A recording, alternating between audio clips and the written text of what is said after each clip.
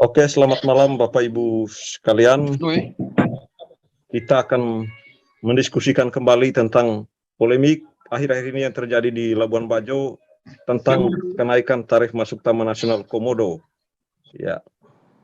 Jadi yang kita bicarakan ini topiknya tentang bagaimana perlakuan atau represif dari pihak kepolisian dalam hal ini Brimob, dan juga tentang asosiasi pelaku wisata yang sudah menyetujui tarif 3.750.000 itu.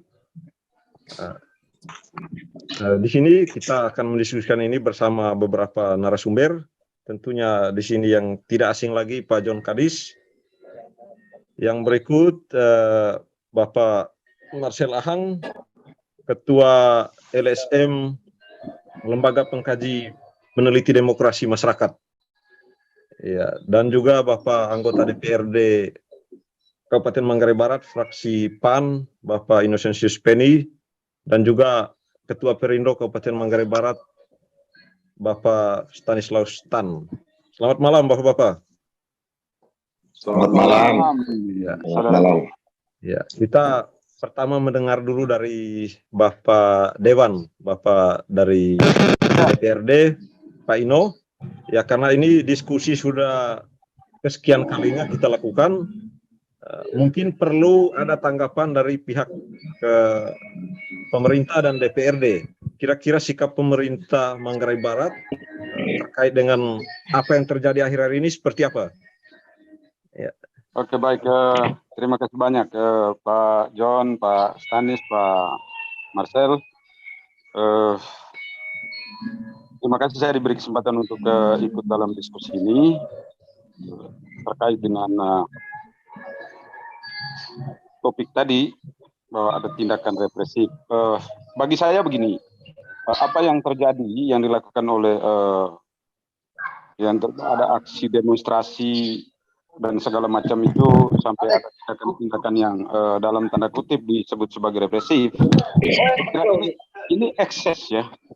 Jadi ini ekses dari sebuah kebijakan yang ketika dalam seluruh prosesnya belum maksimal mempertimbangkan begitu banyak faktor, melibatkan begitu banyak stakeholder, maka muncul resistensi dari para pelaku, terutama dari dunia usaha pariwisata dan juga masyarakat pada umumnya. Maka ekses ini sebagai konsekuensi dari kebijakan seperti itu, bahwa ada saudara-saudara kita yang akhirnya secara dalam tanda petik secara tidak sadar, karena ungkapan keputusasaan, ungkapan kemarahan, ungkapan kekecewaan itu dinyatakan dalam sikap, perilaku ataupun kata-kata yang mereka sampaikan. Sebetulnya ini harus dilihat sebagai tadi bahwa ini dampak dari proses panjang lahirnya sebuah kebijakan yang tidak melibatkan banyak stakeholder, tidak berpikir tentang kepentingan orang-orang yang pada akhirnya melakukan penolakan terhadap kebijakan ini. Karena itu terhadap tindakan yang di dalam tanda petik saya bilang dianggap sebagai represif ini, saya kira ini harus menjadi perhatian serius, terutama institusi kepolisian. Ya, saya percaya bahwa mereka tentu mempertimbangkan ini sebagai konsekuensi dari tadi kebijakan yang punya soal itu. Maka dalam penanganan persoalan ini harusnya lebih profesional dan memenuhi rasa keadilan juga bagi semua, terutama bagi saudara-saudara kita yang kemarin ditahan atau kemarin mengalami kekerasan, entah itu sengaja atau tidak sengaja. Karena ya begitulah, ketika suasana sudah menjadi panas, ya eksesnya akan ke sana. Karena itu sekali lagi tentu kami dari DPRD, kami juga tadi baru mendiskusi dengan komisi dengan Dinas Pariwisata. Saya tinggalkan dulu sedikit terkait dengan yang Anda sebutkan sebagai represif itu. Saya kembali ke ujung soal ini. pangkal persoalan ini, bahwa terkait dengan kenaikan tarif atau dengan di launchingnya aplikasi INISA sebagai pintu masuk untuk menuju TNK. Jadi tadi juga kita sudah mendorong pemerintah, karena sore tadi baru selesai kami di Komisi 3 rapat dengan Dinas Pariwisata ini untuk segera memastikan ini. Sekarang di dunia usaha wisata ini mulai bingung ini, mana yang dipakai nih, yang 3750 atau seperti biasanya. Dari sisi prosedur juga masuk ke TNK, apakah sudah menggunakan menggunakan aplikasi yang di launching tanggal 30 ya, tanggal 30 Juli itu, atau masih biasa saja, supaya tidak menimbulkan kebingungan. Karena saya percaya antrian sekarang ada di mana-mana, tetapi seluruh travel agent belum bisa memberikan kepastian, karena juga terkait dengan yang 3750 ini juga secara teknis itu belum operasional, belum begitu operasional di tingkat lapangan. Kita sudah konfirmasi juga ke pemerintah daerah misalnya, apakah mereka sudah siapkan peralatan, kebingungan barulah. Dan saya yakin hari ini dampaknya sangat jelas. Jadi kunjungan cenderung menurun karena tidak adanya kepastian ini. Apalagi ketika itu masih di tingkat provinsi juga masih diperdebatkan antara pemerintah dan DPRD yang katanya belum ada payung hukum dan segala macam. Sehingga tadi kepada pemerintah daerah kita minta supaya ini segera diumumkan. Yang harus dipakai besok, lusa dan seterusnya ini itu sudah pasti dengan 3750 melalui INISA itu, atau masih dengan yang biasa. Karena saya khawatir, saya punya kekhawatiran.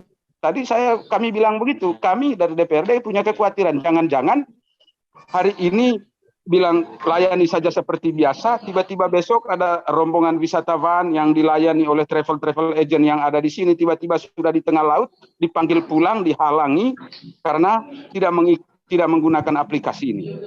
Jadi, situasi seperti ini ya harus segera dipertegas supaya daerah ini, provinsi ini atau negara ini tidak kemudian mengeluarkan energi hanya untuk membiayai misalnya menurunkan personil kepolisian hanya untuk memastikan keselamatan rakyat dari sisi Kamtipmas. Menurunkan personil juga kan tentu energinya banyak ini. Oke Pak Ino, nanti ada pertanyaan untuk apakah pemerintah Manggarai Barat dilibatkan sebelum keputusan 3.750.000 itu keluar? Pak Ari?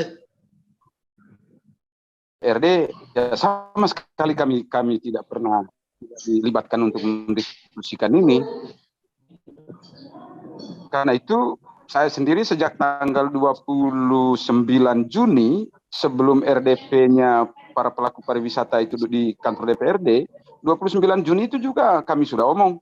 Saya sudah bilang bahwa sebaiknya ini ditinjau, libatkan seluruh stakeholder yang ada, termasuk yang ada di kabupaten, supaya ya siapa stakeholder ya, termasuk kami misalnya, supaya kami mengerti betul tentang barang ini.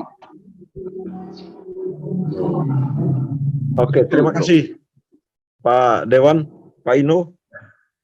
Iya, sekarang ini kita ke Pak Marcel. Halo Pak Marcel. Halo, selamat malam Abang. Iya, selamat malam. Jadi tadi kan Pak Marcel mengikuti kegiatan dialog yang diadakan oleh Kementerian Pariwisata. Adik, tadi saya batal untuk ikut sosialisasi soal kenaikan tiket wisata komodo di BOP. Ada halangan tadi, sehingga pada malam ini saya berbicara dari posisi saya sebagai aktivis LSM. Iya. Kebetulan pada hari pertama saya ikut orasi juga. Orasi untuk menolak kenaikan tiket wisata ke Komodo. Setelah itu saya ada kesibukan sehingga berapa hari kemudian saya tidak ikut. Yang saya persoalkan saat ini sekarang, bagaimana sikap represif dari anggota Polri ya, dari Polda NTT yang melakukan penganiayaan terhadap beberapa aktivis dari Formapi.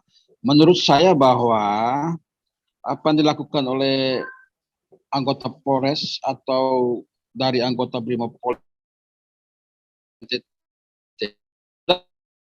Polri nomor 8 tahun tentang implementasi prinsip dan standar HAM. Nah, sebenarnya fungsi polisi sebagai pengayom masyarakat dan juga penegak hukum. Jadi tidak boleh polisi menggunakan kekuasaan ya, yang otoriter militeristik ya.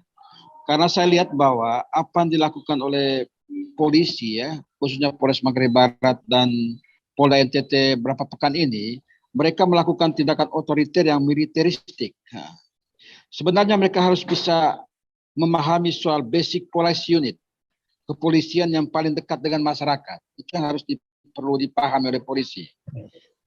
Jadi militeristik harus diubah. Nah, karena menghalang masyarakat untuk menyampaikan aksi demo. Nah, apalagi pasal 28E Undang-Undang 1945 menyampaikan pendapat di muka umum merupakan salah satu hak asasi manusia. Halo, Pak Marcel sudah terlempar.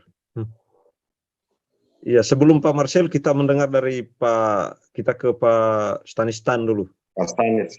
Ya, Pak Stanis. Ini Pak Stanis punya perjuangan ini rupanya sudah berakhir dan berakhir dengan bagaimana seluruh asosiasi sudah sepakat dengan keputusan 3.750.000.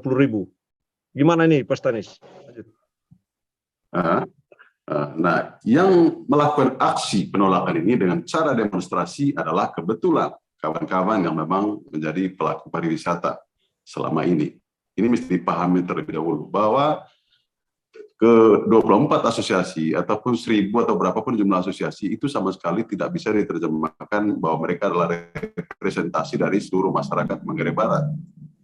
Karena kebijakan kenaikan tarif ini, jadi victimnya, korbannya bukan saja pelaku, pengusaha praktisi mau guide, mau pengusaha pariwisata saja, tapi banyak pihak-pihak lain, banyak stakeholder lain yang menjadi victim, menjadi korban. Nah, kenapa saya bilang demikian? Pertama begini, dengan adanya kebijakan ini, itu tentu kecenderungannya mengurangi jumlah tamu dari sebenarnya yang pernah kita targetkan sebelumnya justru jauh berapa kali lipat dari sekitar 200.000 orang. Satu hal. Yang kedua, dengan adanya kebijakan ini tentu pemerintah provinsi menghendaki bahwa kedepannya tamu yang datang ke Labuan Bajo tidak boleh datang tamu miskin, ya, hanya tamu-tamu super kaya. Itu berarti pengusaha kuliner, pengusaha warung-warung kecil yang dicintai juga tamu-tamu wisatawan domestik selama ini itu kan pasti sudah gulung tikar usahanya. Itu berarti bahwa asosiasi 24 orang itu jangan pernah diterjemahkan bahwa itu sudah seolah-olah merepresentasi seluruh masyarakat Manggarai Barat. Itu satu hal. Yang kedua, bahwa saya mau katakan bahwa pernyataan mendukung dari asosiasi yang saya boleh bilang kemarin pagi di kepolisian Manggarai Barat itu karena jam sudah lewat jam malam. Nah, saya pikir begini, bisa saja ini justru mengundang teka-teki misteri di publik.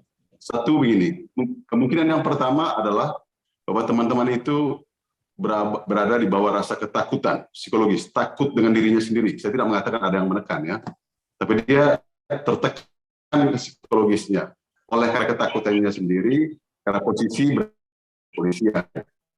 Di waktu yang bersamaan ada kawan-kawan jangan takut Pak, jangan cari aman. Yang kedua, siapa yang tekan harus disampaikan. Tidak mungkin mereka takut dengan dirinya sendiri. Bukan. Maksud saya begini, bahwa mereka posisinya secara fisik sedang berada di kantor kepolisian. Sementara berapa jam sebelumnya ada gaduh. Nah, saya kira secara psikologis ini pasti ada rasa tekanan psikologis. Siapapun itu ya, saya kira. Itu satu hal. Yang kedua, teka-teki di publik sekarang ini adalah bisa saja teman-teman itu yang mengklaim mewakili seluruh anggota asosiasi itu bisa dibayar, dapat sogokan. Kok tiba-tiba selang 1-2 hari berubah keputusannya. Nah, ini kan menjadi teka-teki di publik. Dan ini sandiwara yang menurut saya tidak lucu. Tapi apapun itu, saya sekali lagi menegaskan mau mengatakan bahwa keputusan yang memang kontraproduktif dari teman-teman yang memang kemarin juga mengatakan mendukung, yang sehari sebelumnya menolak, terlepas kenapa mereka mengatakan itu, apakah by pressure atau apapun, tapi saya mau mengatakan itu sama sekali tidak merepresentasi seluruh sikap seluruh pelaku pariwisata, apalagi dibilang seluruh masyarakat. Seluruh pelaku pariwisata saja tidak bisa dikatakan bahwa mereka sudah representatif. Pertama begini, pembuktiannya gampang. Tanggal 1 itu ada aksi. Buktinya, Ketua PHRI, dia ikut menandatangani MOU. Tapi justru restoran Maichengo pada saat yang sama masih buka. Itu berarti anggota PHRI juga, tidak semua, tidak absolut bahwa diwakili oleh pimpinannya untuk menandatangani MOU itu. Itu kan bukti ya, belum bukti-bukti lain. Nah ini mau mengatakan bahwa memang bahwa hari ini terakhir seolah-olah di permukaan bahwa semuanya sudah selesai. Saya kira tidak di situ poinnya. Itu satu hal dulu Pak Ari. Yang berikut, saya tidak mungkin lari ke soal tindak represif lagi karena tadi Pak Marcel sudah jelaskan itu ya. Saya kira publik sudah bisa mendengar itu. Lalu soal mumpung masih ada Pak Ino. Saya punya pertanyaan sederhana sih buat Pak Ino selaku wakil rakyat di Madura Barat, bahwa memang kebijakan ini adalah kebijakan dari pemerintah provinsi, bahwa kewenangan pemerintah daerah mungkin tidak ada. Tapi sebagai Pak Ino dan kawan-kawan di Dewan, pernah tidak melihat skema-skema pembagian ini? Skema-skema pembagian ini. Jadi saya, terlepas saya seorang pelaku pariwisata, di luar itu, tanpa itu pun saya tetap bicara bahwa ini saya menolak sebagai putra daerah di sini. Ini ada diskriminasi yang sangat luar biasa dari skema pembagian profit di sini. Bayangkan misalnya, sebelum ini diberlakukan, harga tiket masuk kota masuk Komodo itu adalah untuk pusatnya 150.000, untuk retribusi daerah kitanya 50.000. Rasionya 1:3 atau 25%. Ya kan? 25% untuk Manggarai Barat. Nah, sekarang kenaikannya mengalami peningkatan 2.500%. 2.500%. Lalu untuk Manggarai Baratnya kenaikannya 100%. Itu rasionya berapa? Rasionya 1,37,5. 1 berbanding 37 kali lipat. Ini kan sudah tidak fair. Terlepas dulu bicara soal dampak untuk pelaku pariwisata dulu deh. Kita bicara soal untuk daerah kita dulu. Nah, jadi kenaikannya berapa persen sih perbandingannya? Jadi yang Manggarai Baratnya dapat 2,66%. Sedih, ini miris. Nah di titik ini yang menurut kami ada ruang kosong yang mestinya diisi oleh Bupati dan anggota DPRD Manggarai Barat. Tapi nyatanya selama ini semuanya merasa aman saja, tidak melihat ini saja. Jadi ini yang jujur sebagai masyarakat saya pasti mengutuk ini. Mohon maaf Pak itu. Saya pasti mengutuk ini. Oke. Itu satu hal. Yang kedua, kalau mengutip cara pikir, cara pandangnya Kakak John Kadis, yang kali lalu juga kita sempat ketemu di ruang ini, bahwa ini soal dari sisi bisnis. Saya setuju. Saya juga pebisnis Pak. Tapi bagaimana kita cara menghitungnya? Jadi begini Pak John. Mimpi kita minimal 500.000 tamu per ini. Halo? Iya. Halo? Iya. Iya. Mimpi kita dulu kan ke depan ini minimal 1 juta tamu per tahun masuk Labuan Bajo ya, 1 juta tamu. Andaikan masih dengan harga yang sama, dikali 50.000 aja harganya, maka kita kejar 50 miliar PAD kita. 50 miliar Pak. Dengan konsep ini, harga sudah naik, makan korban banyak, Manggarai Barat hanya dapat porsi 20 miliar. Ini teori terbalik secara matematik. Gitu. Jadi hukum bisnis sudah tidak benar. Gitu. Jadi target pemerintah provinsi kan 200.000 orang nih, dengan harga yang menjual itu 3.750.000. Tapi untuk daerahnya cuma berapa? Dia kejarnya cuma 20 miliar.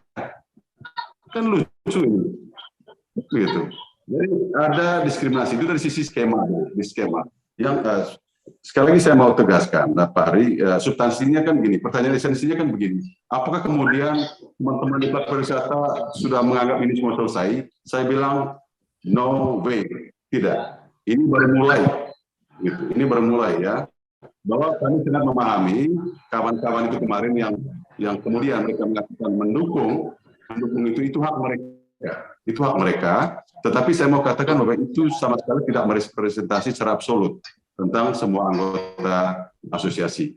Karena memang tidak ada pembahasan di internal. Ya. Oke, baik. Terima kasih, Pak Stanis. Ini saya minta teman Dewan Pak Ino meminta waktunya supaya lembaga DPRD itu buat rapat dengar pendapat lagi, panggil Pak Kapolres Manggarai Barat, artinya supaya dipulangkan pasukan dari Brimob NTT itu, sehingga situasi di Manggarai Barat aman. Karena kadang juga wisatawan asing itu atau wisatawan yang ada di Indonesia takut datang ke Pulau Komodo karena melihat banyak pasukan di Labuan Bajo, Abang. Begitu. komersil merasa terancam. Mereka terancam juga ya. Begitu. Karena saya lihat kemarin juga ada teman-teman aktivis melakukan aksi demo, mereka diancam, diancam untuk tidak boleh bersuara. Saya melihat bahwa PT Flow Bamorla ini ada kepentingan dari Gubernur Skoda, ada kepentingan dia, sehingga dia menggunakan kekuasaannya untuk menggolkan PT Flow Bamorla beroperasi di Manggarai Barat. Begitu, Kakak. Oke. Bapak yang dua, kita ke Pak John dulu untuk menyampaikan statementnya. Sekarang saya? Iya, Kakak. Iya, oke. Terima kasih, selamat malam semuanya. Ya. Kita bisa berjumpa kembali, Pak Stan, Pak Ino, Pak Marcel. Ya, mudah-mudahan dalam diskusi ini kita bisa menemukan solusi. Setidak-tidaknya pendengar bisa memetik manfaatnya. Saya tadi mengikuti apa yang dibicarakan itu dengan cermat. Ya, beberapa terpotong, ya bisa pahamlah kira-kira intisarinya.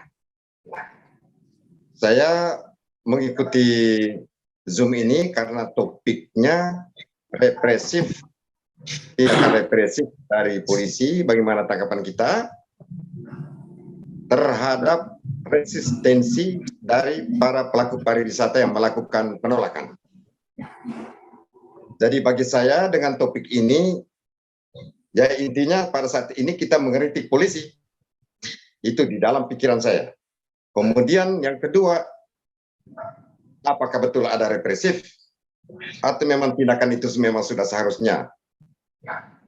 Kedua, diakui memang ada resistensi. Nah, tadi disampaikan oleh Pak Marcela juga termasuk masalah ini. Dari Pak Ino saya tidak begitu mendengar berhubungan dengan topik ini. Pak Stanis ada sedikit info, tapi lebih banyak mengenai hal-hal yang diperjuangkan selama ini. Ya, tapi tidak apalah. Saya pikir kita nanti on the track ke situ. Yang saya lihat ini adalah apakah betul ada tindakan represif. Nah, bagi saya kalau dilihat istilah represif itu adalah istilah yang muncul dari publik terhadap tindakan polisi. Istilah yang muncul dari kawasan publik terhadap tugas polisi. Nah, untuk bisa mengerti ini, untuk tidak melihat secara sepihak, ya tadi saya membaca kembali Undang-Undang Kepolisian, Undang-Undang Nomor 2 Tahun 2002. Saya mencari di situ apa sih tugas utama Polri. Dan ternyata tugas utama Polri itu ada di dalam pasal 13. Poin pertama, yaitu menjaga keamanan dan ketertiban masyarakat. Itu loh tugas utama Polri di poin itu. Yang lain mengenai penyelidikan, pengayoman, edukasi dan sebagainya, itu tidak hal yang utama. Yang paling di tempat yang pertama adalah menjaga keamanan dan ketertiban masyarakat. Nah, dari arti ini saya menganggap bahwa siapa bos sebenarnya yang harus dia jaga? Ketertiban dan keamanan siapa sebenarnya? Yaitu ketertiban dan keamanan masyarakat. Masyarakat mana? Publik. Masyarakat Indonesia secara keseluruhan. Kita tahu bahwa di dalam masyarakat ini, ya mereka inilah sebetulnya kontributor terbesar untuk hidupnya negara ini. Ya, saya tadi juga membaca beberapa, saya ngomong data ya, saya nggak mau karang-karang ya, itu dalam berita Sindo News mengenai pemasukan pajak di Indonesia, itu penyumbang terbesar itu adalah para pengusaha-pengusaha yang ada di masyarakat ini. Nah, kegiatan dan usaha mereka perlu dijaga keamanan dan ketertibannya. Oleh karena itu, jika ada perbuatan masyarakat atau demo-demo yang mengganggu ketertiban dan keamanan masyarakat, maka disitulah tugas utama polisi. Jadi bukan seperti yang dikatakan oleh Pak Marcel tadi, saya mendengar ada perlindungan, pengayoman. Kalau menurut saya Pak Marcel tidak masuk di situ. Jadi kalau omong tentang ketertiban dan keamanan masyarakat, itulah tugas utama polisi. Nah, saya melihat begini juga.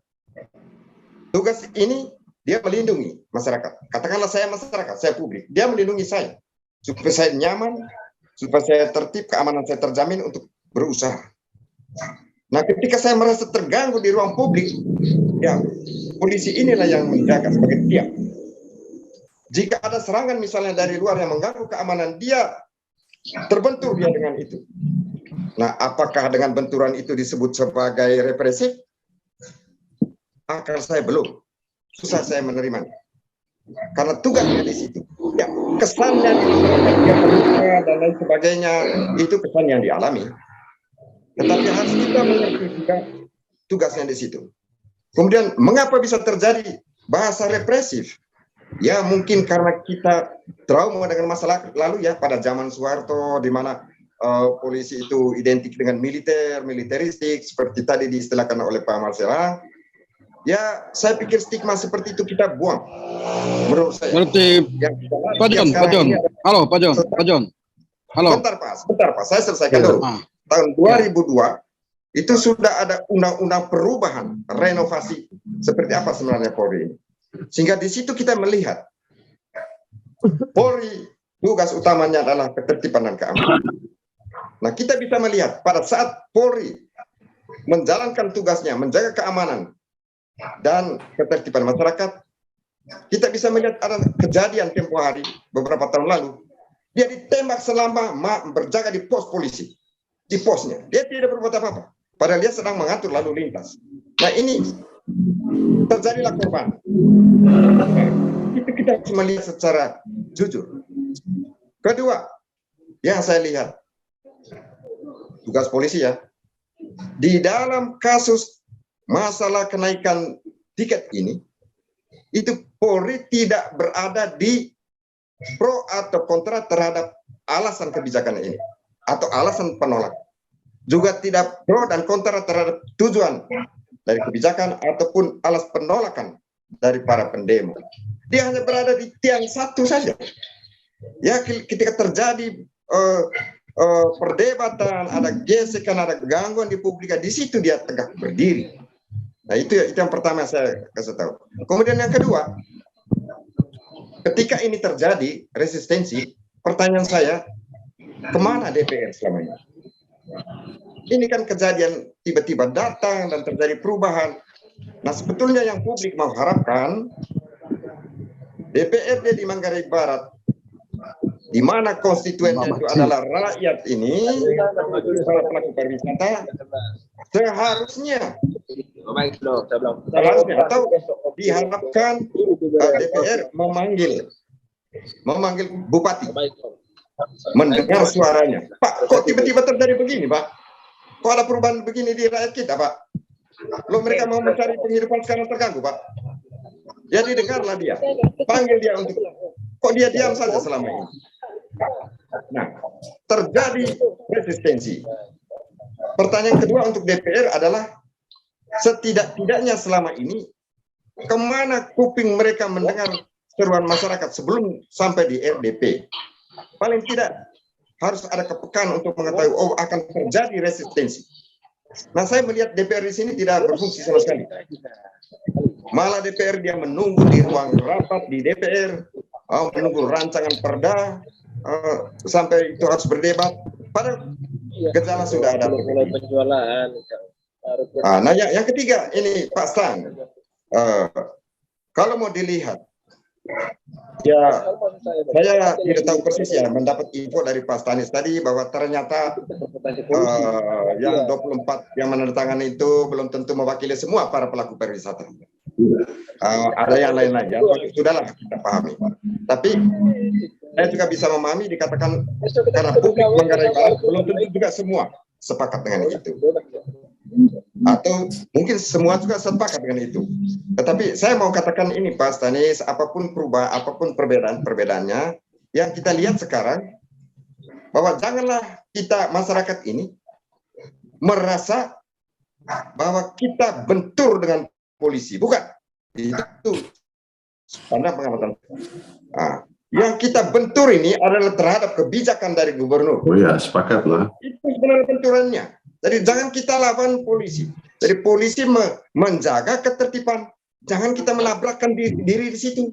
Nah, ketika polisi menegakkan ketertiban, tidak boleh bandara diganggu, tidak boleh ditutup restoran, tidak boleh dilarang.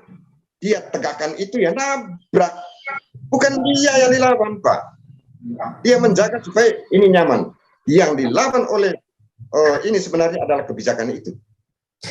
Bahwa benar itu Pak John ya. Di ruang publik kita berbicara, bahwa di ruang publik kita berbicara itu undang-undang itu sudah biasa, nggak usah disebut lagi lah. Tetapi omong di ruang publik ini adalah tetap menjaga ketertiban dan keamanan masyarakat. Oke Pak John. Mengapa bisa terjadi polisi begitu jumlah banyak? Itu karena sebelumnya ada seruan akan membakar itu, akan memboikot. Polisi datang menjaga Pak Marcel. Jadi itu mesti diatur betul moderator. Halo. Ya, di mute saja dong. Jadi kalau pas waktunya di mute, pindah ke yang lain. Oke Pak John. Jadi Pak John, kamu kita juga tidak balilau begitu saja ya. Menurut saya mereka tetap rasional dan melihat wah, dalam situasi seperti ini banyak polisi begini ya, berarti kalau kami datang dari luar negeri kami nyaman. Itu bahasanya, oh nyaman, tidak terganggu keamanan ketertiban, itu nyaman, kami bisa datang masuk ya. Demikian dari saya dulu Pak Marcel, Pak Ino, Pak Stan. Oke, terima kasih Pak John. Lebih-lebihnya saya mohon maaf ya Pak Marcel ini mungkin singkat saja. Tadi Pak John sudah jelaskan tadi. Pak John ini seperti juru bicara kepolisian jadinya. Pak Marcel. Baik. Pak Marcel menyampaikan terima kasih. Dia kondisi lapangannya seperti apa sebenarnya? Baik.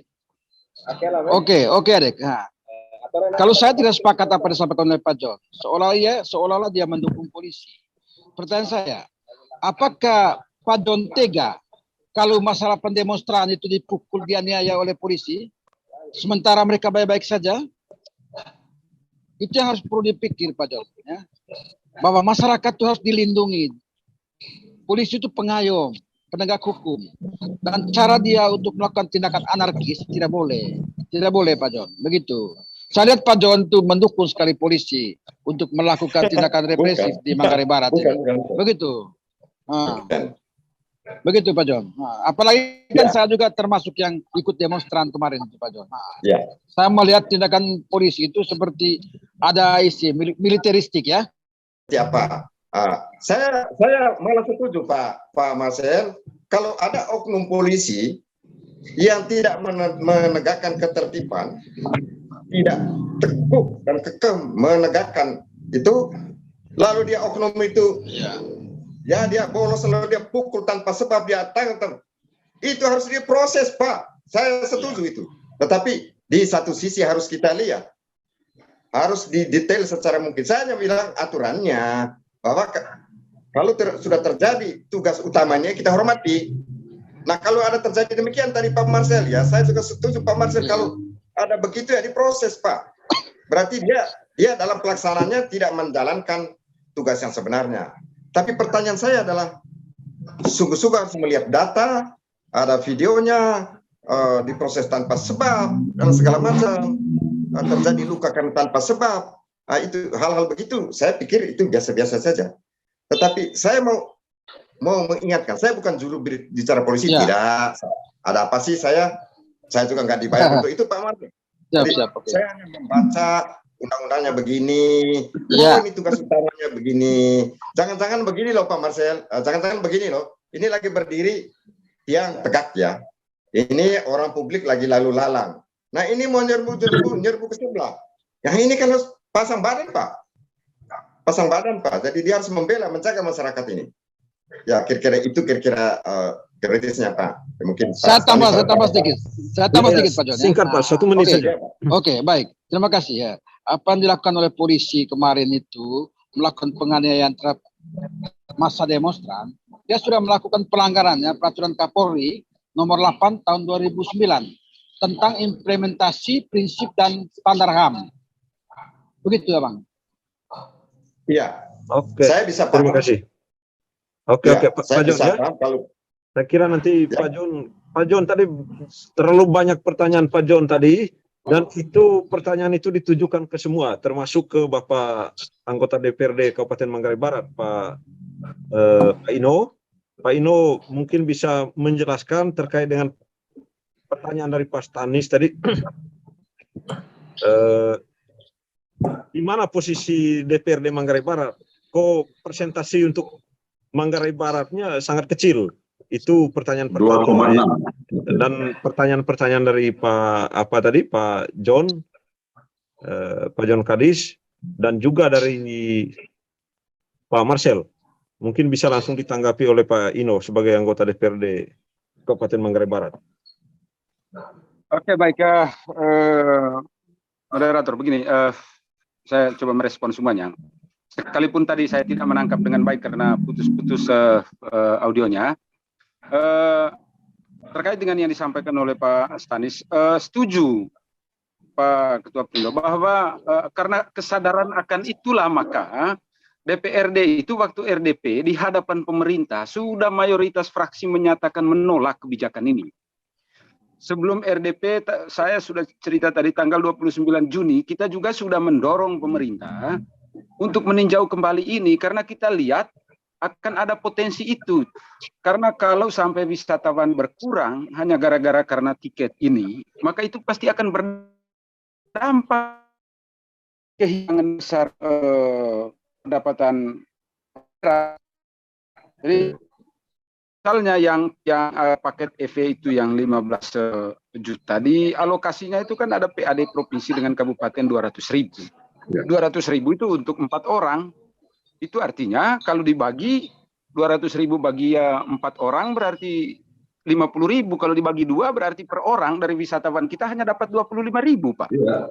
Sementara kondisi yang terjadi selama ini kita bisa dapat 100 sampai dengan 150 sampai dengan 200.000 kalau ada banyak paket yang dia pilih ke Taman Nasional Komodo. Yang saya mau sampaikan bahwa karena melihat potensi itu makanya seluruh mayoritas DPRD, fraksi-fraksi di DPRD juga sudah menyatakan keberatan, menyatakan penolakan, terutama desakan untuk peninjauan kembali kebijakan ini. Kenapa kita menggunakan istilah peninjauan kembali? Karena tujuan konservasi itu didukung penuh. Konservasi harus demi pariwisata berkelanjutan. Tetapi terkait dengan nilai, itu yang harus dihitung ulang, melibatkan seluruh stakeholder, termasuk memikirkan kepentingan pemerintah daerah dan seluruh masyarakat Manggarai Barat. Lalu, yang kedua, terkait dengan bagaimana DPRD menyikapi yang tadi lagi-lagi saya harus tanda kutip itu disebutkan sebagai represif. Jadi kita dari DPR juga sudah mendorong supaya pihak kepolisian harus menangani ini secara profesional. Profesional itu artinya melihat persoalan ini secara komprehensif. Jangan hanya melihat pada apa yang jadi pernyataan mereka di komunitas itu yang omong membakar apa segala macam. Tapi saya katakan tadi bahwa semua ini terjadi karena ada pemicunya. Pemicunya apa? Kebijakan ini. Nah, ketika pada saatnya teriakan mereka ini tidak didengar, ada aksi yang kadang-kadang dalam aksi tidak sadar ada pernyataan, ada sikap yang dilihat sebagai ancaman oleh kepolisian akan mengganggu Kamtibmas, maka terjadilah tindakan-tindakan seperti ini. Itulah yang selalu kita omong kepada pemerintah juga, kita sudah mendorong supaya ya polisi harus pastikan bahwa ini semua harus ditangani secara profesional dengan melihat persoalan ini secara utuh, harus dari awal gitu. Karena ya itu bentuk keputusasaan sampai akhirnya keluar pernyataan-pernyataan yang kesannya mengancam, mengganggu Kamtibmas atau keselamatan banyak orang tadi. Karena saya setuju dengan Pak Stanis bahwa persoalan ini bukan persoalan pariwisata saja, asosiasi pariwisata saja, tetapi persoalan masyarakat Manggarai Barat, karena masyarakat Manggarai Barat lainnya akan menikmati itu dari PAD akan didistribusikan untuk kepentingan masyarakat luas untuk berbagai kebutuhan. Nah, ketika PAD-nya hilang, menurun drastis, maka tentu akan ada banyak upaya pembangunan untuk dinikmati oleh masyarakat luas menjadi tidak tercapai. Sekali lagi, kami dari DPRD sudah terus berusaha membangun komunikasi baik itu kepada pemerintah daerah melalui wakil-wakil kita juga yang ada di provinsi, di pusat, sehingga ada pernyataan dari pusat, ada pernyataan dari provinsi. Itu karena komunikasi kita jalankan. Di satu sisi kami juga punya kesadaran bahwa ini secara kewenangan, ini ada pihak tertentu, dalam hal ini provinsi dengan KLHK, terkait dengan kehadiran polisi. Kami tentu tidak bisa mengintervensi terlalu jauh karena kita dengar sendiri ini dinyatakan oleh Pak Gubernur melalui Forkompimda provinsi bahwa ini oleh Kapolda gitu. Jadi mereka sudah melibatkan Kapolda untuk menangani ini. Jadi sekali lagi saya hanya meminta supaya institusi kepolisian sungguh-sungguh melihat ini secara komprehensif sehingga penanganannya betul-betul profesional dan memenuhi rasa keadilan semua pihak. Jadi sehingga kalau ada teman-teman yang ditahan, persoalan awal ini harus menjadi pertimbangan sebelum mereka diputuskan bersalah.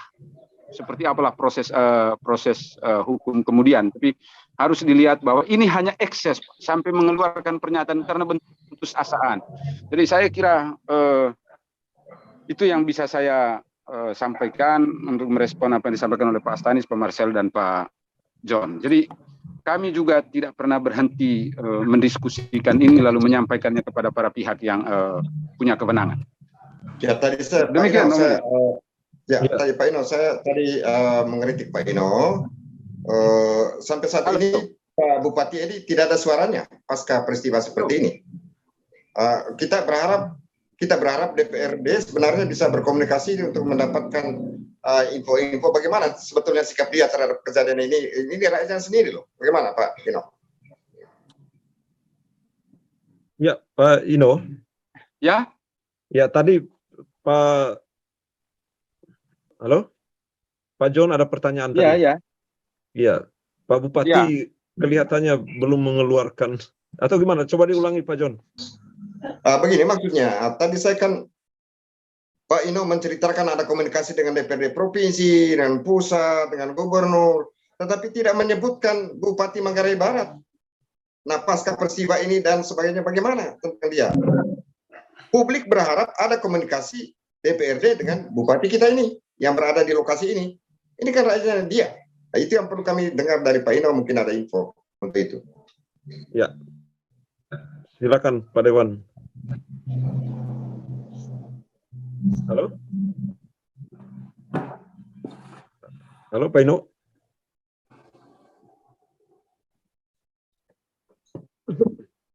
Halo? Halo Pak Ino? Halo? Iya, ya. Halo? Ya, tadi Pak John bertanya. Saya tidak menangkap apa yang disampaikan oleh Pak John, kecuali menyebut Bupati. Kalau ditanya tentang bagaimana sikap Bupati, tentu tidak bisa ditanyakan ke saya. Yang pasti bagi kami begini, rapat dengar pendapat dengan asosiasi, kemudian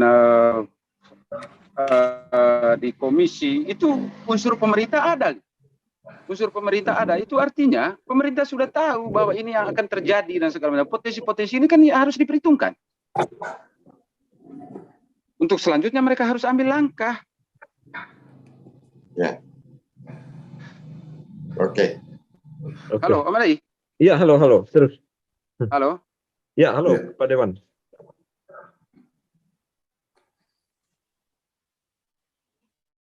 Halo? Mungkin ke Pak Stanis dulu tadi apa yang saya sampaikan. Saya mungkin harus menjawab ke Kak John dulu ya. Iya. Pak Stanis dengan Pak John rupanya ada yang harus diklarifikasi oleh Pak Stanis ini. Betul, karena begini, maaf kalau saya salah Oke, nangkap. Om, Pak Moderator, saya kira begitu ya tanggapan saya. Saya harus beralih ke tempat lain. Mohon maaf ya, salam Oke. Pak Stanis, Pak. Terima John. kasih. Terima kasih Ya, Pak. terima kasih. Mohon maaf ya.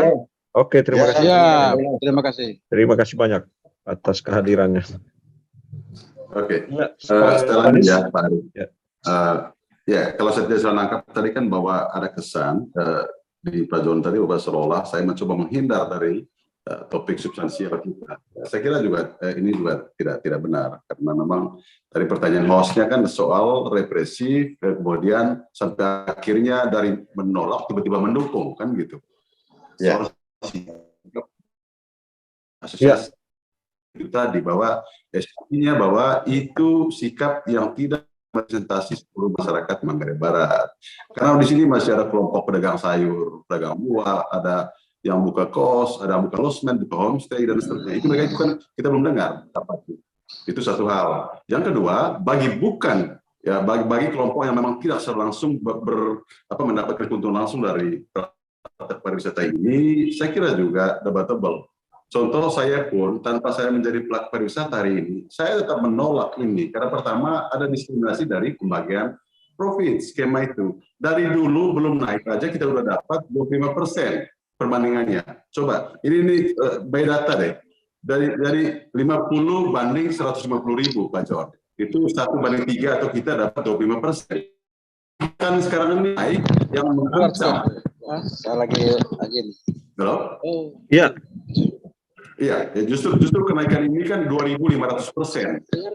Kita malah melakukan pembagian dari 20% turun ke 2,6%. Ini gila secara matematik bisnis. Ini gila. Coba bayangkan misalnya untuk pemerintah provinsi 2,6% saja Pak John. Untuk daerah kita 2,6%. Pak dulu sebelum naik saja kita sudah dapat 25%. Nah ini kan gila. Skema apa mau dibuat? Itu satu hal. Yang kedua, kenapa saya masih konsisten menolak Kak John? Saya tetap melihat begini. Saya tidak subjektif ya. Saya tetap melihat begini. Kita baru saja melewati pandemi ini secara global. Nah, krisis ini tentu siapa sih korban-korban dari krisis COVID ini kemarin? Pasti bukan pelaku pariwisata saja, tetapi juga calon wisatawan. Gitu. Target market kita ini kan adalah wisman, wisatawan mancanegara dan domestik. Pasti semua juga sedang krisis kan. Baru ada masa recovery. Nah, menurut saya di otak bisnis saya justru di masa-masa ini kalau boleh ada pemberlakuan diskon 50% untuk promosi supaya kembalikan lagi soal wisata kita supaya rodanya bisa bergerak lagi. Ini malah menaikkan 2.500%. Coba tarif masuknya di otak kita yang itu satu hal. Pak Ari, saya akhirnya kan terpaksa harus bicara tentang soal represi. Ya, soal represi. Saya lagi-lagi bukan orang hukum. Akhirnya kan saya tidak berani dengan lantang mengatakan apakah kemarin itu ada tindak represif atau tidak, karena saya sendiri tidak paham menggunakan kata diksi represif itu. Tetapi saya mau tanggapi Pak John bahwa tugas kepolisian itu adalah soal Kamtibmas, mengamankan seluruh masyarakatnya. Nah, saya bermain logika saya sendiri saja bahwa saya sih belum mendengar negara ini kemarin lalu memposisikan teman-teman demonstran ini adalah makar atau musuh negara sehingga akhirnya melindungi masyarakat yang dimaksud oleh Pak John itu hanya melindungi orang di luar demonstran. Saya tidak memahaminya begitu kurang lebih. Artinya begini, kenapa polisi selalu mengawal setiap aksi demonstran? Itu dia menunjukkan bahwa dia pengayom. Karena masyarakat yang demo itu adalah masyarakat yang diberi hak oleh negara, diatur oleh undang-undang bahwa mereka punya hak menyampaikan pendapat di muka umum. Itu sebabnya polisi wajib mengkawal, kan gitu. Nah, berikut, apakah masyarakat saat mereka melakukan aksi demonstran, lalu hak mereka sebagai masyarakat yang dilindungi oleh undang-undang itu bahwa mereka berhak mendapatkan perlindungan dari polisi itu hilang? Saya kira tidak. Jadi polisi wajib melindungi semua, termasuk demonstrannya. Nah, yang terjadi kan bahwa kita lihat di video beredar bahwa ada teman dipukul, ada luka, malah kalau saya sendiri saya tidak tahu ceritanya di lapangan, ini Pak Marcel lebih tahu. Tetapi yang kita lihat di video beredar kan banyak berdarah ya, ada luka dan seterusnya. Lalu kemudian dikaitkan dengan pernyataan Pak John bahwa ini kan tugas polisi untuk mengamankan masyarakat. Nah, demonstrasi ini apakah mereka musuh negara? Kan gitu pertanyaannya Pak John. Apakah mereka makar atau musuh negara? Itu satu. Yang kedua, saya ikuti sekali konferensi pers dari Pak Kapolres yang kapan malam itu bahwa ini teman-teman ini ditangkap lalu ditahan itu bukan karena soal aksi pertanggal 1 itu, tetapi ada pernyataan yang mengancam keselamatan banyak orang. Ya, kita setuju itu. Maksud saya adalah kalau memang hanya itu alasannya, kenapa harus turunkan sampai ratusan brimob dari Polda hanya untuk menangkap saudara Vito Dovela? Kan begitu pertanyaan berikut kita orang Abang, kan gitu. Kalau sudah tahu siapa pelakunya, apa pernyataannya, apa ancamannya, nah masa harus 1.000 orang harus menangkap 1 orang? Apa tidak boros soal negara kita? Nah itu kan pertanyaan lanjutan Pak John. Tapi sekali lagi bahwa saya sangat berhati-hati menggunakan kata represif tadi itu karena saya sendiri tidak memahami secara hukum ya istilah-istilah itu. Begitu. Jadi gitu Kakak John. Iya. Begini loh ya, saya begini Pak Stanis, ketika saya melihat ada yang terluka, saya sedih Pak. Kenapa dia terluka? Kenapa berdarah? Saya sedih. Kenapa itu bisa terjadi? Jadi dalam hal ini,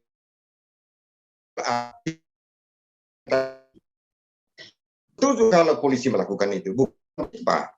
Jadi logikanya bukan. Jadi kalau mereka para pendemo ini berhak untuk bersuara dengan demo dijamin undang-undang, ya benar.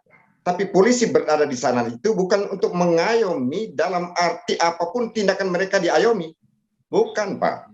Jadi mereka berada di situ adalah untuk ketertiban dan keamanan masyarakat. Ketika ada gejala-gejala akan ada anarkis misalnya, kan sangat rentan itu Pak, sangat sensitif. Maka mereka berada di situ. Tugas utamanya adalah ketertiban dan keamanan masyarakat. Mengayomi itu ada sisi lain, Pak. Itu ada sisi lain. Tapi pada saat mereka di lapangan saat ini, seperti yang terjadi selama ini, nggak urus lu punya alasan, nggak urus lu punya bisnis, nggak urus ini gubernur punya kebijakan, nggak urus. Yang penting di lapangan ini saya menjaga ketertiban dan keamanan. Nah, katakanlah begini Pak Stanis, saya berjalan di jalur ini, saya ingin saya nyaman, saya masyarakat. Nah, ketika ada keributan-keributan begini, berusaha ke sebelah ya, saya pikir itulah tugas kepolisian. Itu harus dilihat. Dan saya mau sampaikan kepada Pak Stanis sama Pak Ino yang sudah pulang ya, dalam logika saya, tindakan represif itu memang bahasanya ke militer. Tetapi kalau dilihat misalnya kebijakan ini yang diprotes oleh para pelaku pariwisata, dalam tanda kutip kebijakan ini represif. Meskipun dia tidak melakukan apa-apa. Dia memaksakan untuk bisa dijalankan, itu juga dalam tanda kutip. Ya, Pak Marcel, jadi supaya kita juga bisa melihat secara terang. Itu akal saya begitu Pak Marcel. Jadi saat demo, pada saat kegiatan, polisi nggak urus lu punya alasan, lu punya tujuan mulia, enggak. Saya ketertiban masyarakat. Ketika terjadi hal-hal yang tidak tertib dan tidak aman bagi masyarakat publik, ya di situ dia tegak berdiri. Jadi yang ditahan di sana atau terjadi luka itu tabrakan itu, Pak. Itu yang saya lihat secara teoritisnya. Saya pun sedih dan menangis. Loh, adik-adik saya, anak-anak saya kok bisa begini? Karena itu Pak Stanis bisa tahu lah, itu keluarga saya juga, Pak. Itu saya juga sedih. Jadi saya dalam hal ini bukan berarti saya membenarkan mereka sampai terluka begitu. Tidak. Saya hanya berpikir, kenapa kamu bisa terjadi begitu? Nah, yang tadi Pak, yang mungkin sisi lain kita lupa bahwa apakah pada saat kamu melakukan itu, kamu tidak tertib atau mungkin kamu progresif sehingga menabrak tiang yang menjaga ketertiban ini. Itu loh Pak Stanis. Jadi logika saya ke sana arahnya. Ya, saya mohon maaf kalau ini salah mengerti, tapi tujuannya ya saya sayang adik-adik saya semua itu. Saya banyak yang saya kenal, bahkan ada anak saya tambah sedikit. Saya tambah sedikit bisa. Ini Pak Marcel, ya Pak Marcel silakan memberikan tambahan sekaligus menutup ini. Kita tinggal 5 menit. Baik, ya. Oke, baik moderator. Sederhana saja saya memberikan pandangan bahwa sehingga sengaja membuat tindakan represif untuk mengamankan agar para demonstran tidak boleh aksi demo lagi. Itu intinya. Tindakan represif dari Polda NTT itu sengaja mereka mainkan peran begitu supaya tidak terjadi lagi aksi demo di Manggarai Barat. Sehingga tetap goal operasi PT Flores Flobamor di Manggarai Barat. Demikian. Ya, ini kalau saya lihat ini agak strong nih Pak Marcel, benarkah atau tidak? Iya, kalau menurut itu dugaan saya ya, karena tidak ada SOP dari Kapolri soal siaga 1 di Manggarai Barat. Itu kan ada kepentingan. Saya menduga demikian. Kepentingan apa itu? Ya, kepentingan supaya menggolkan PT Flobamor beroperasi di Manggarai Barat. Sehingga dia bisa mengelola wisata komodo. Oke, nanti kalau pertanyaannya lebih jauh lagi, saya ragu lagi nanti. Karena pertanyaan selanjutnya, kenapa harus menggolkan PT Flobamor? Tapi pertanyaan ini kita pending dulu. Ini Pak Marcel masuk terlalu jauh nih menyerang penyerangannya nih. Ini sudah apa? Pak Ari sudah closing statement ya? Pak Stanis ini sudah terakhir tinggal 3 menit ini. Ya. Oke. Nah, yang pertama begini. Baik, terima kasih Pak Marcel, Kak John. Terima kasih banyak juga sudah kita berbeda begini untuk saling memperkaya pengetahuan dan juga pengetahuan tentang apa yang terjadi terakhir-terakhir ini. Saya kira begini, kalau saya sebagai masyarakat dan juga pelaku wisata masih ditanya, apakah Anda sudah mendukung kebijakan ini pure, clean and clear? Saya masih mengatakan saya menolak. Ya, saya menolak. Tentu banyak alasan. Yang pertama memang dasar hukumnya kan belum jelas, PP 12 2015 kan belum dicabut, pergubnya belum ada, perdanya belum ada, masa diberlakukan. Itu satu hal. Yang kedua, kenapa saya menolak sampai hari ini? Karena per 1 Agustus itu sudah diberlakukan harga tiket mahal masuk Pulau Komodo dan Padar. Sisi lain, di Pulau Rinca belum dibuka aksesnya, belum bisa dikunjungi. Ini kan yang saya bahasakan blunder dari semua ini. Terlalu gegabah memulainya ini. Per 1 Agustus diberlakukan, tapi waktu yang bersamaan di Rinca, yang menjadi opsi lain dari pertama yang tidak mampu ke Padar dan Komodo, belum dibuka aksesnya untuk wisatawan di Rinca. Itu satu hal. Yang kedua, kalau toh terpaksa bahwa mayoritas publik, pemerintah, dan semua stakeholder menyetujui ini, bahwa yang skema naik 3.750 itu, saya hanya titip salam untuk Pak Bupati. Tolong gunakan kalkulator Bapak, Bupati atau Hormat, bahwa dulu tanpa naik saja kita dapat rasionya 25% untuk retribusi daerah. Sekarang kenaikannya mengalami 2.500%, kita malah dapatnya turunnya dari 25 ke 2,6%, Bapak yang terhormat. Tolong melihat dan pikir ini baik-baik. Tolong skema ini dibicarakan kembali. Ada yang tidak benar dari semua ini. Terima kasih dan selamat malam. Oke, terima kasih Pak Stanis. Pak John. Ya, saya berbeda dengan Pak Stanis. Saya setuju 3,75 juta, bahkan kepingin 15, 25 atau berapapun lebih di atas itu. Tetapi yang menjadi masalah adalah pendistribusian dari hasil penjualan ini yang dirasakan adil bagi semua para pelaku pariwisata dan masyarakat. Poin bahwa orang kaya yang bisa diharapkan untuk masuk ke Pulau Komodo itu adalah segmen pasar yang disediakan untuk mereka dan bukan tidak mungkin untuk dilakukan. Dan tentu itu berdasarkan studi marketing.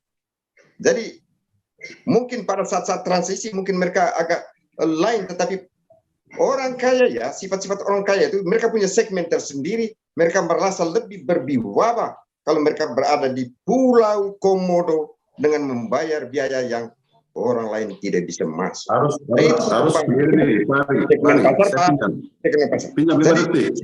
mesti clear Pak John ini, mendukung atau menolak.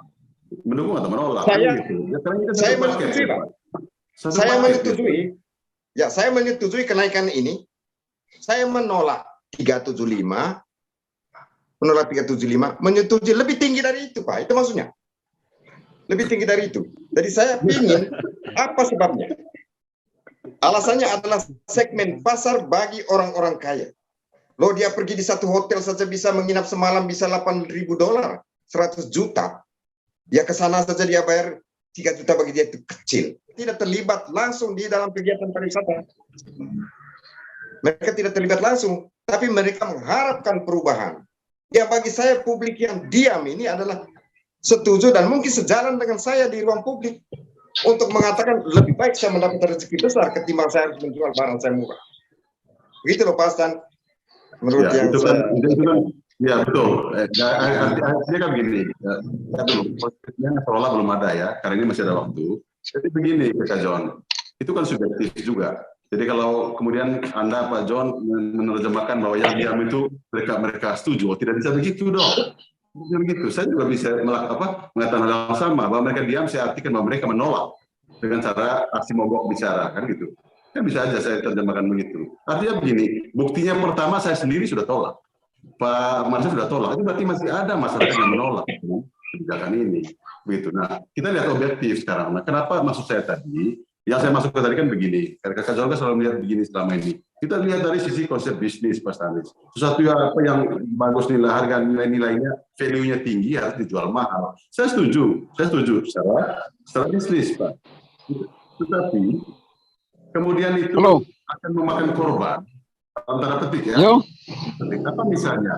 Pertama begini Kak John, kita baru saja selesai masa pandemi. Jadi korban daripada kebijakan ini kan bukan hanya pelaku pariwisata saja, tapi juga calon wisatawan. Siapa yang saya maksudkan? Wisatawan domestik, orang Jakarta, mahasiswa yang mau datang berlibur lihat Padar. Jadi mereka tidak bisa dengan angka 3750. Itu dulu dari sisi mereka. Oke, lompat dulu itu. Mari kita lihat soal skema pembagian. Ini ada diskriminasi. Diskriminasi. Dulu tanpa naik saja kita sudah dapat perbandingan 25% dari pungutan pusat.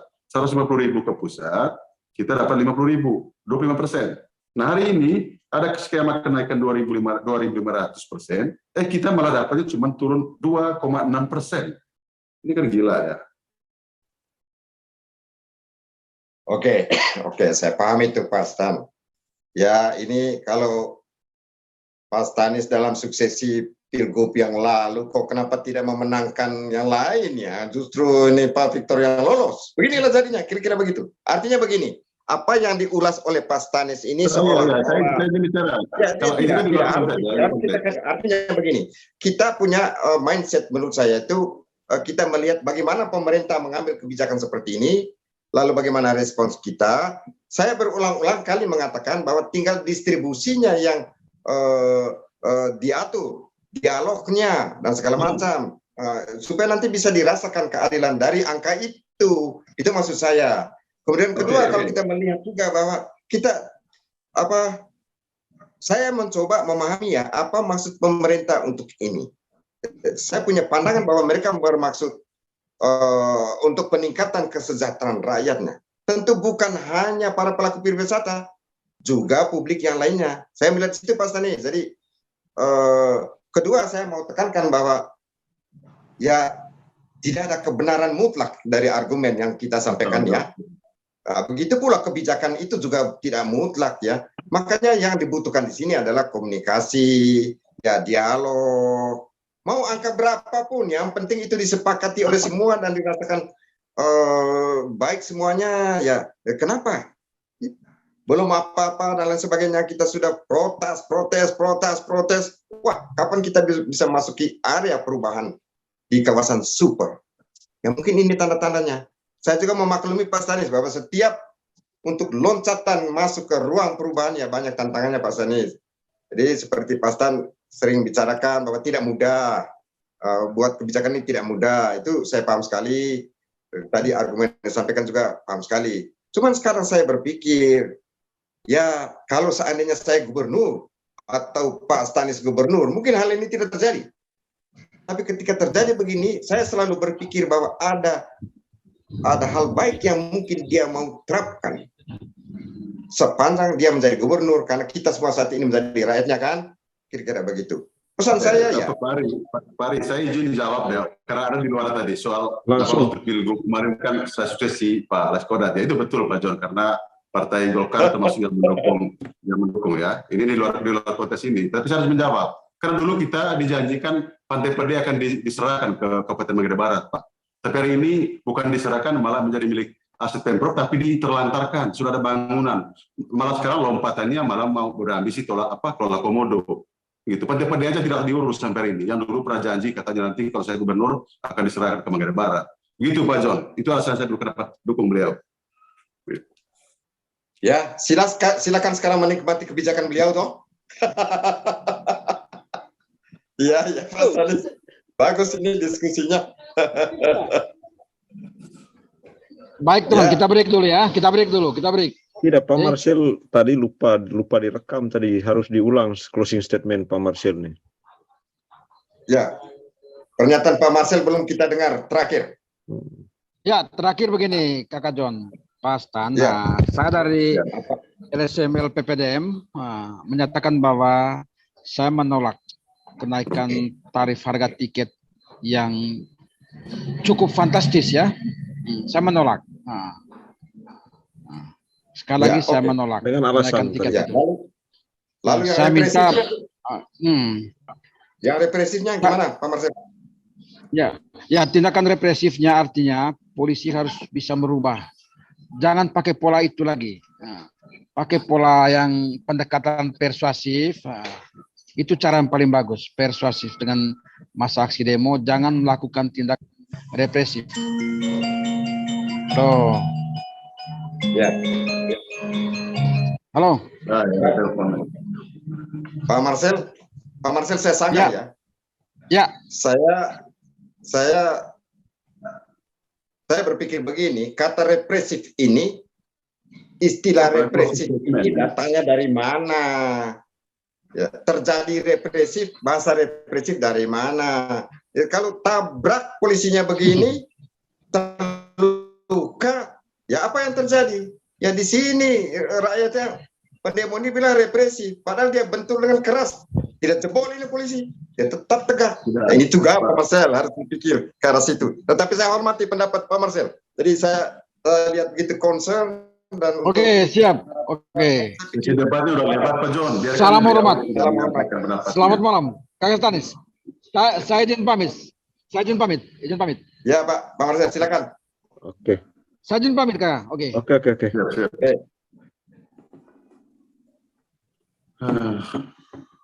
Ya, Pak Marcel. Pak Stanis, silakan. Ya. Masih ada waktu ya sedikit ya. Ya. Silakan. Ya, ini juga pesan Pak Ari, pesan ini untuk Pak Jokowi, Menteri KLHK, Menteri Pariwisata, Gubernur, bahwa kalau saya bahasakan kalau kebijakan ini kemudian akan mendapatkan legitimasi, sudah legal, sudah ada payung hukum dan diberlakukan. Saya pikir pertama ini mesti didiskusikan kembali satu skema pembagian ya. Yang kedua, bahwa kebijakan itu mungkin ada yang exception ya, yang dikecualian, ada pengecualian. Misalnya kan ada bahasa begini di kebijakan itu bahwa Padar, Komodo serta di perairan Komodo dan sekitarnya. Itu berarti yang dimasukkan adalah spot-spot diving. Karena faktanya di sini Pak, faktanya banyak tamu yang istilah return guest itu yang sudah datang berkali-kali. Mereka datang karena diving. Jadi kalau kemudian itu diberlakukan untuk semua spot, saya kira juga ini akan justru menurunkan angka kunjungan untuk wisatawan minat khusus ini.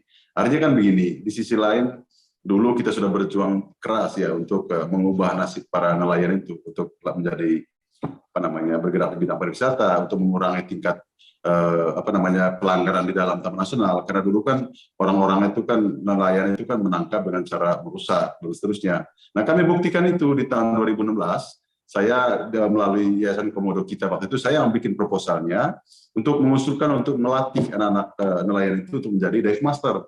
Dan alhasil puji Tuhan kami mengajarkan, saya sendiri instruktur dive. Kami ada 3 orang instruktur mengajar mereka secara gratis. Nah akhirnya mereka dari tadinya mereka menyelam, ambil karang, memungut sesuatu, lalu dirubah menjadi penyelam rekreasional. Jadi mereka bahkan menjadi polisi, bagi terumbu karang. Nah, kalau ini kemudian misalnya dibatasi lagi penyelam masuk ke sini, itu berarti juga ada ancaman untuk mata pencarian bagi para dive master yang hari-hari ini justru kita harapkan semakin berkembang. Gitu. Ini hal lain mungkin yang daripada sekedar soal 3750 itu. Maksud saya adalah Kalau alasan konservasi di Komodo, Padar, kalau kemudian ini benar-benar diberlakukan, ya, kalau kemudian ini diberlakukan, kalaupun saya dalam on my position bahwa saya menolak, itu clear. Tolong ini dipertimbangkan kembali bahwa itu tidak berlaku untuk semua dive spot, karena kalau bahasanya di Komodo, Padar dan sekitarnya, maka semua dive site ini, tempat-tempat diving ini, semua tidak ada yang dekat Rinca dan sekitarnya, semua ada di Komodo dan sekitarnya. Gitu. Nah, bagaimana tamu yang tidak butuh lihat Komodo mau datang kembali hanya untuk menikmati alam bawah laut? Ini mesti menjadi pertimbangan. Gitu. Oke, saya apresiasi dengan pendapat ini, Pak Stan, untuk bisa melihat kembali ya hal seperti itu. Ya seperti saya tetap bertahan di angka itu, hanya hal-hal seperti tadi yang mungkin perlu dipikirkan oleh Jokowi. Saya setuju, Pak, saya setuju. Kemudian saya sekali lagi kedua soal represi. Tadi Pak Marcel pernah bilang itu kalau banyak tenaga polisi, BRIMOB di mana-mana, itu sangat mengganggu keamanan, wisatawan bisa ragu-ragu masuk. Tapi saya mau mengingatkan, kalau kita berpikir seperti itu di sini, kenyataan di belahan dunia lain tidak. Justru ada gejolak internasional. Contohnya di Palestina sama Israel, atau di jalur Gaza, itu banyak berita kita melihat itu perang terus. Tetapi yang terjadi adalah wisatawannya tidak berkurang, Pak Stanis, Pak Marcel. Banyak malah. Nah, pengalaman mereka yang kembali dari sana, saya pernah dengar itu dari Pater John Tausan ya, itu mereka ke sana, justru mereka merasa nyaman, para wisatawan itu merasa nyaman ketika ada tentara yang menjaga mereka. Menjaga ketertiban umum, menjaga keamanan masyarakat. Dan wisatawan justru banyak ramai datang. Dan saya pikir rasio seperti itu juga bukan tidak mungkin akan datang ke Labuan Bajo. Ketika ada resistensi yang mengganggu ketertiban dan keamanan, melihat banyak polisi, saya pikir itu juga suasana yang membuat wisatawan akan semakin tertarik, Pak Stanis dan Pak Marcel. Ya mungkin cara berpikir saya ini agak berbeda, tapi itulah kenyataan di belahan dunia lain seperti itu. Jadi kehadiran polisi dan tentara tidak selalu menggambarkan bahwa ini suasananya kacau balau. Beda.